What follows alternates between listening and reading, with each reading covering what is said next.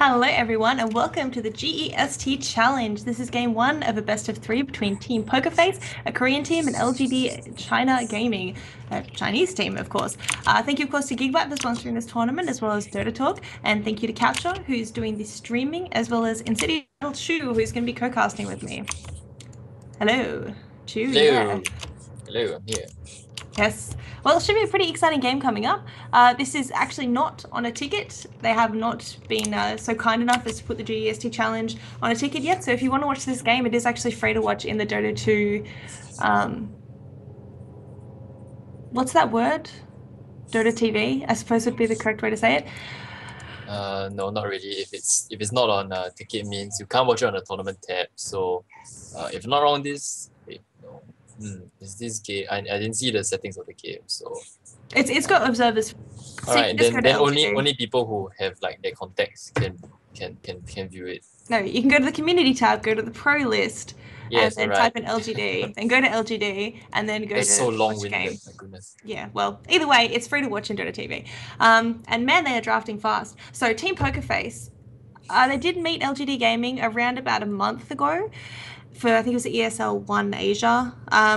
But they lost 2-0. However, Pokerface has obviously been training really hard.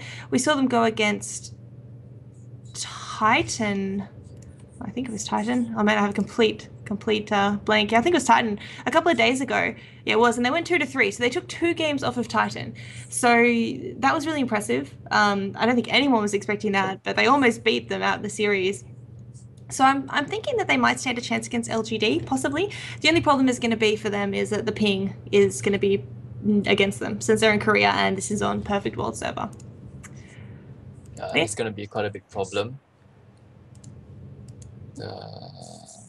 Wait, they actually went 3-2, 3-2 Yeah, it against was a best of Titans. 5. Yeah. Wow, that's quite good. That's amazing. I'm checking the game now actually because I don't really know what happened. So they went 2 games down, and then They won the next they 2, won the next 2, and and then they lost the then last. they lost the last. But the way Well, Pokerface did it in yeah, the 2 games they won was they went for just basically all tanky heroes. So I think they had Treant Protector, Wraith King, Bristleback. Yes, yeah, I see. Bristleback. They just went really tanky heroes and basically just dived onto the towers to get kills. That was essentially the way that Pokerface played the lineup. And well, Titan had no idea how to respond. Titan just kind of fell at their feet and cried.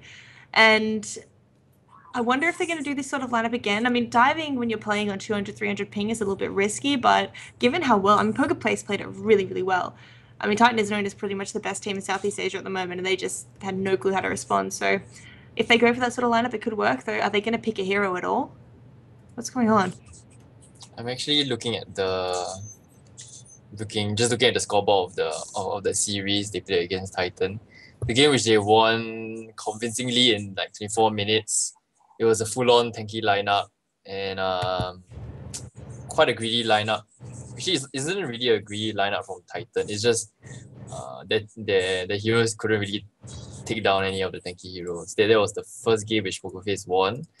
And the second game, Titan was just, well, yeah, they were just greedy. So yeah, and they got punished, yeah, by Team Pokerface. But also recently, Team Pokerface took down Arrow 2-0. So yep, they are definitely one of the top teams in SA right now. Yeah, Not to mention Korea. So yeah, it's gonna be a great future for them. definitely will be. Well, at the moment with their pickups, going for the Treant Protector I think is quite nice, especially against Lycan.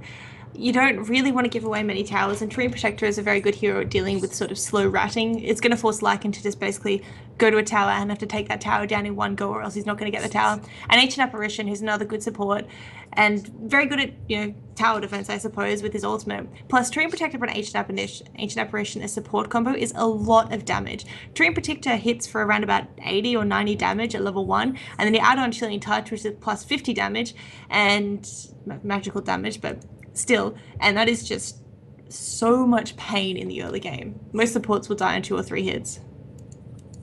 Yeah, but even with the Trend Protector and the A pickup, I doubt that they will be able to do any running.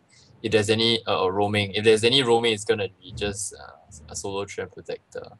Yeah, but Trend Protector, Ancient Apparition can't really run at all. So if LGD can spot this out, they will sort of like go for greedy pickups. Even I would if I were this position, I would actually pick up greedy supports rather than the calls, because I think there's only how much you can go greedy at the moment, since there's a Trend Protector and AA support.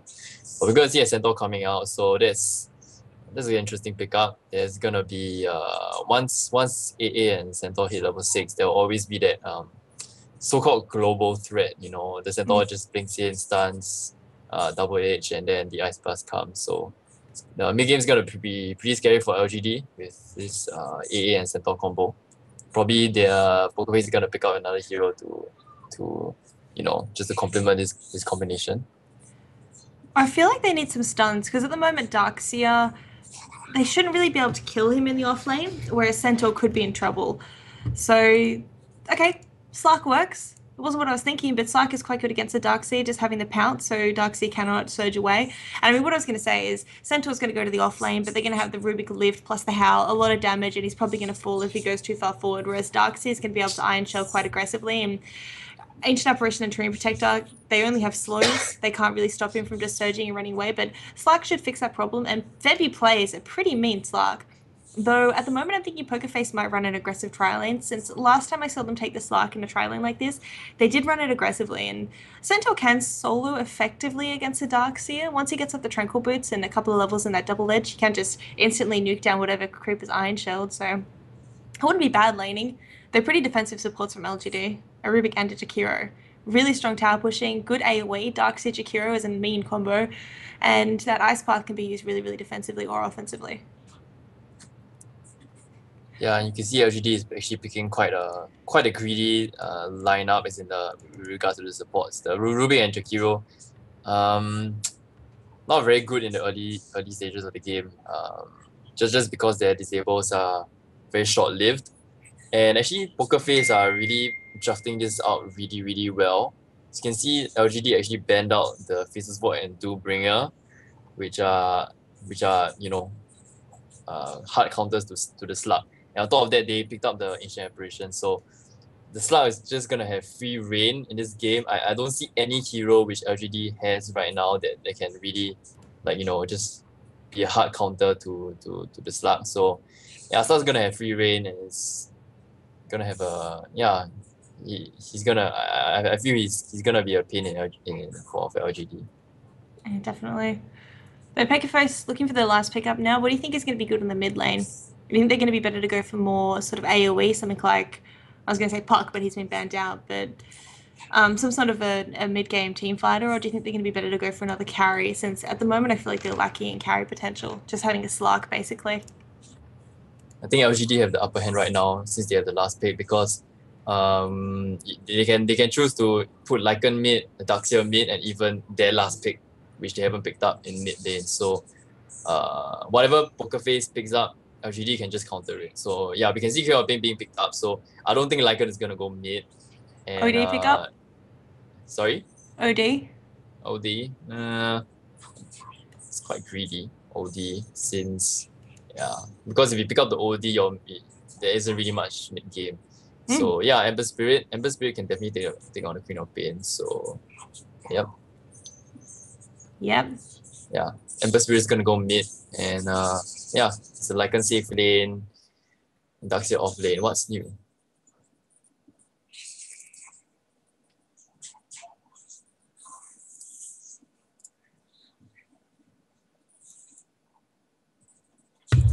Okay, well, going through the players quickly, now that we are loaded into the game.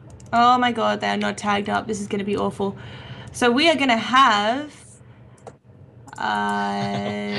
You want to take Pokerface? Is Pokerface tagged up? I think Pokerface. Alright, never mind. It's okay. Pokerface, Febby is going to be on the Slug carry. Jiu is going to be the mid lane Queen of Pain. Cynical on the Trend Protector. Sky on the Ancient Apparition. And Solo Rank Warrior, which is MP, going to be on the offlane Centaur Warrunner. Okay. For some reason, Blue didn't change the tag name, but that's Yao. So Yao is going to be playing the it didn't change on my screen. He's going to be playing the offlane Darkseer. Lin, of course, playing the mid lane Ember Spirit. Jakiro going to be played by DD. Rubik going to be played by DDC. And Lycanthrope going to be played by Rabbit. Xiao Tuji, or however you say that. Rubik. Xiao Tuji. Xiao Tuji. Actually, it's rabbit. So in Chinese, it's 兔子, which is 兔鸡, yeah, around there, somewhere around there. I mean, I'm not a Chinese expert, so yeah, you don't even speak Chinese, yet you have this Chinese I'm accent. Singaporean, Chinese, but I don't speak Chinese. Yep. All right, well, DD going to be man moding onto MP there, just giving him a little bit of harassment, using that level 1 liquid fire to just take away some of his HP. He's got a lot of tangos though, sitting on 6, and he's eating 1 now. But man, DD is just angry. Angry Jakiro. And there is going to be an invisibility rune found on the bot lane, so this could be a first blood attempt. Of course, having the liquid fire means that it's more of a harassment skill than going for first blood. You normally want to pick up the ice path level 1 for a first blood attempt. Oh god. But they've still got the telekinesis, so there was no scouting out of whatever rune that was. The Dire do not know, so they do not know that there's invisible Jakiro hiding behind them.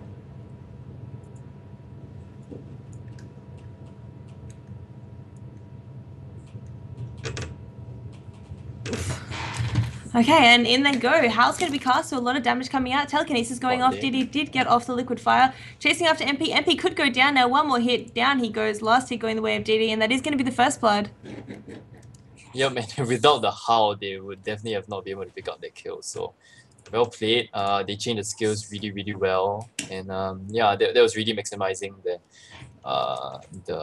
telekinesis and the liquid fire and all the damage output. So, yeah, good job.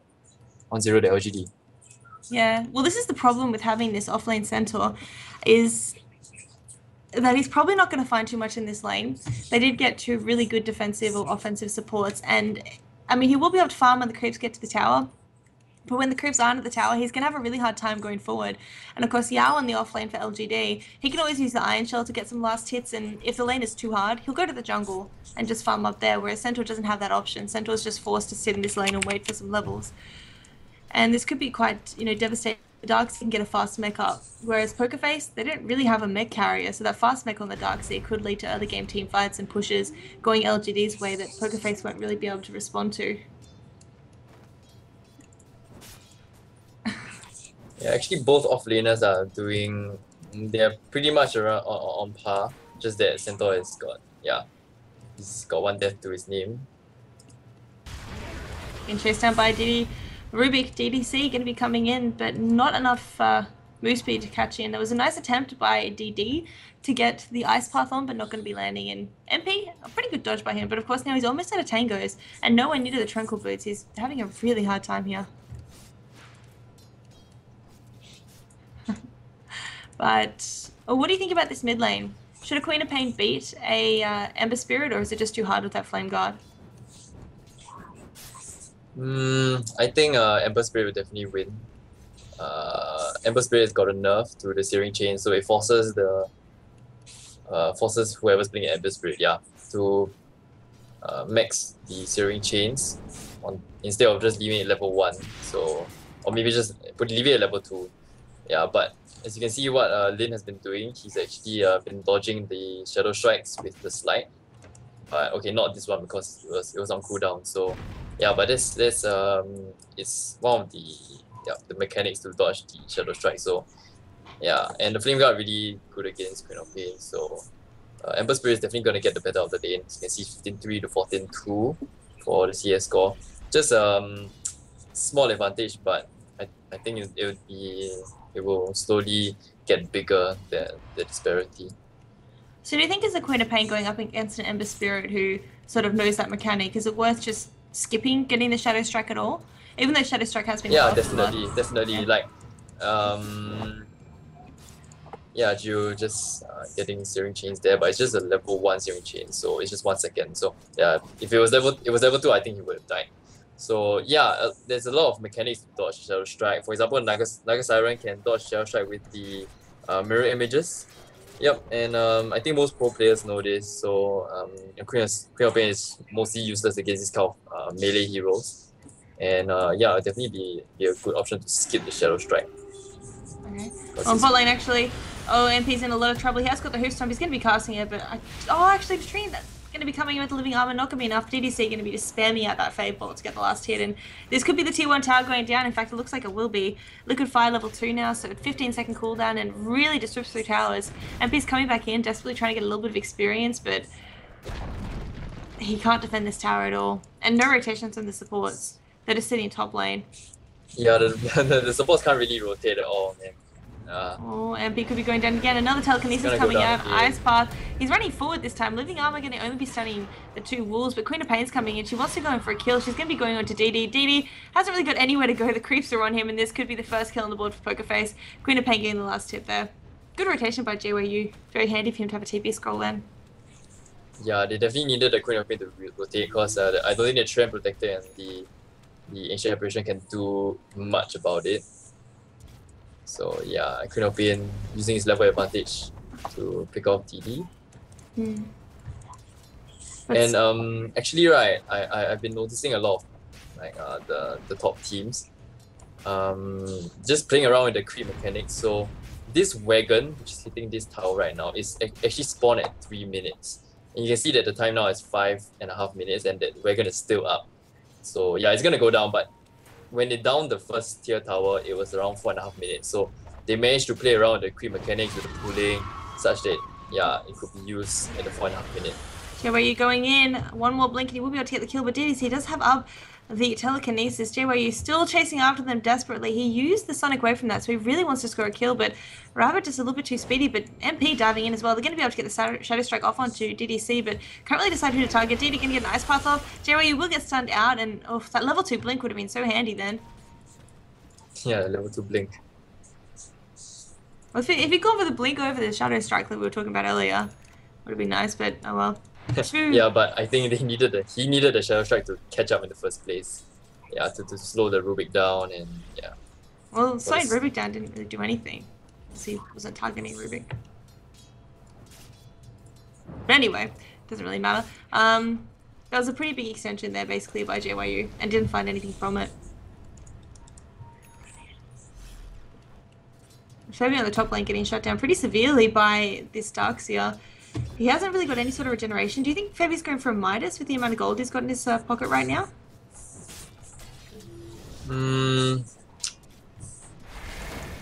Being the only carry, I think it's okay to go for Midas, but in this case, I think he can't really afford it because yeah, LGD are gonna lay down the hammer. They're gonna start pushing non-stop with the Lycan and the Liquid Fire on the Chikiro. So yeah, and Darkseer can one-man push a lane. So there's gotta be a pressure on a lot of lanes. So they really need the firepower to kick in as soon as possible on Pokerface. So what do you reckon the ideal item for Fabi is going to be then? Just an Orb of Venom Drums Treads? Is there any... Yeah, that'll be good. Orb of Venom Drums Treads. He's going for a Ring of Health. Ring of Health, that's new. No, he just picked it up. Right, yeah. Good gen. You see the bot lane, second tower is going to go down. Power of the... MP could be in trouble. He's going to get hit with the Ice Path. Rabbit does actually use the Lycanthrope ultimate to try and do as much damage. Cynical's come in, but Fabi's rotated down as well, targeting onto DD. Cynical's going to just be trying to heal himself with a living armor, not be enough. There's a double kill there for DDC. And now JYU, he's on the run. Fabi's incredibly low as well. This is not going well for them. JYU now needing to get out, using the Scream of Pain to do what he can, but of course Lynn's got the Flame Guard popped, and Rabbit is just too tanky at the moment to care. So it was a 1-for-2 exchange, losing the Centaur and the Tree Protector in exchange for a Jakiro, as well as that tier 2 tower. So pretty good there for LGD, and 2-4 on the board in favor of LGD at the moment. Yeah, Pokerface really not really having an answer to LGD at the moment. I said that Pokerface had 2 greedy supports, Tren and AA, can't really do much roaming, and also can't really support the off lane that much other than the living armor. So yeah, Rubik and THD, I feel it was a really good pickup. It's kind of greedy, but still able to accomplish what they want to do, which is down towers. Jerry is actually going to go down. Yeah, he's definitely going to go down. Yes, he's going to go down.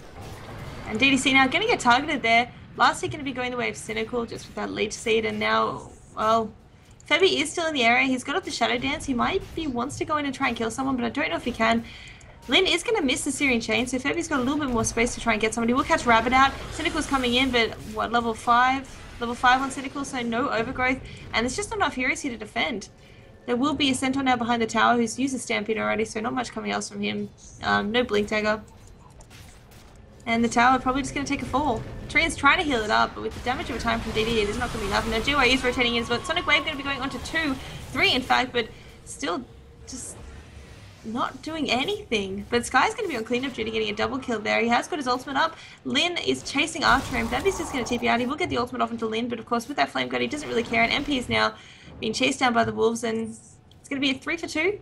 They did manage to take down Rabbit and the 2 supports in exchange for the 2 supports. So actually pretty good there. But of course Lin got a double kill, I believe, leaving him on both drums, phase boots, and a bottle at 10 minutes into the game. Yeah, I was actually going to say that it wasn't really a fair trade for LGD because for the tower they dropped the THD and the Lycan, but Lin getting a double kill off and he is drums up. So yeah, it's really good exchange for LGD now since Lin got a couple of kills.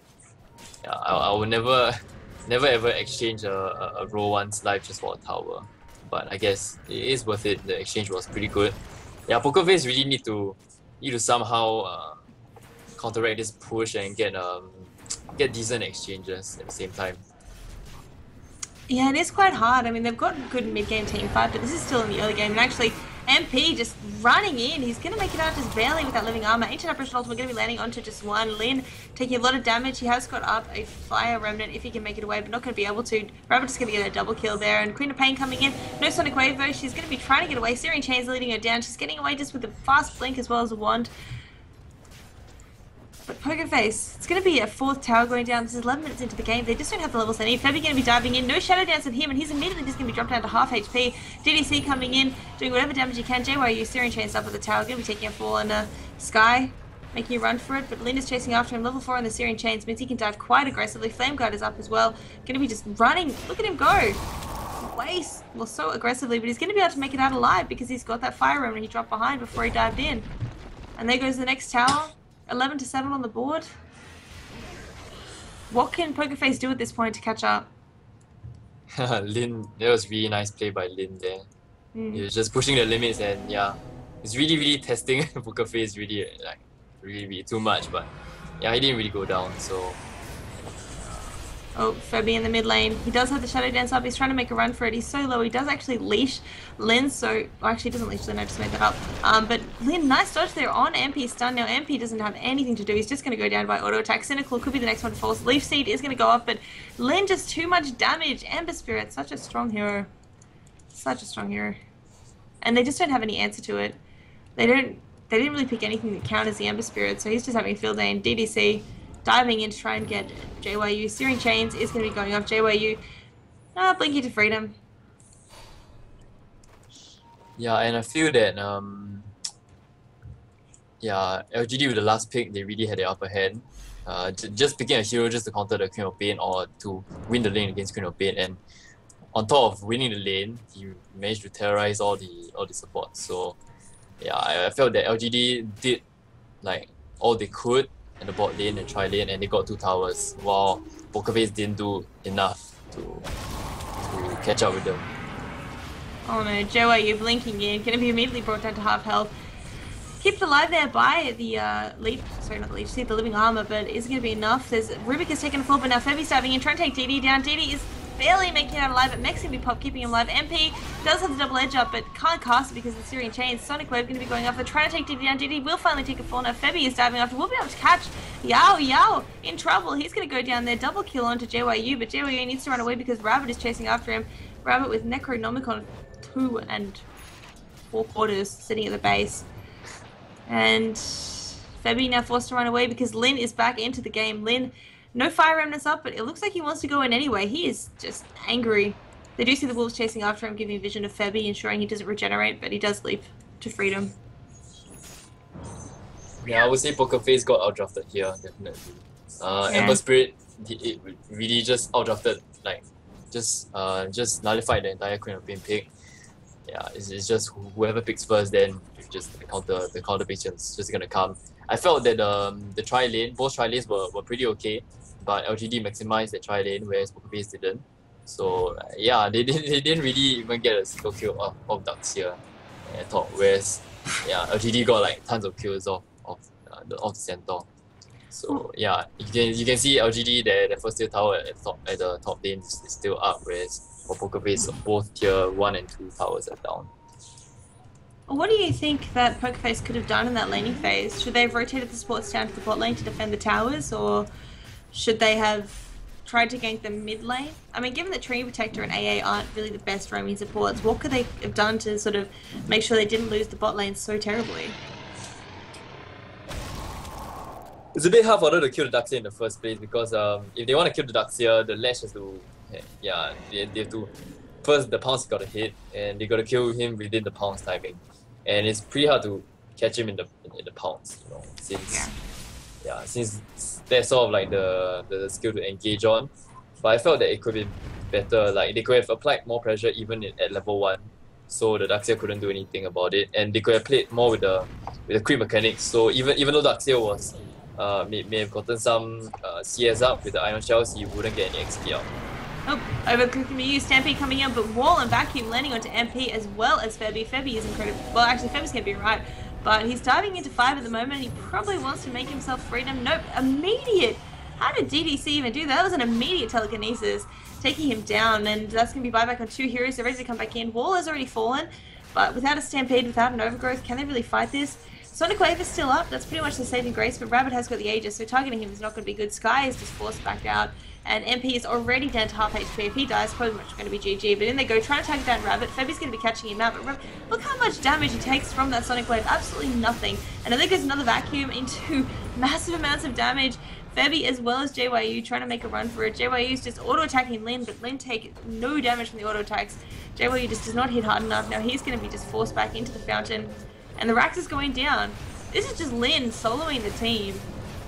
No fear in his eyes. They will be able to get down MP again. That's 40 on him. DDC so low, but the mech pop brings it back up to virtually full. JYU as well as Sky going down pretty much immediately. And 16 minutes into the game, all the other towers gone and Rax is gone. LGD just pushing so quickly, and Baby's just going to call the GG. Pokerface don't mess around. If they know the game's lost, they're just like, GG, go next. Yeah, that's the way. That's the way to go.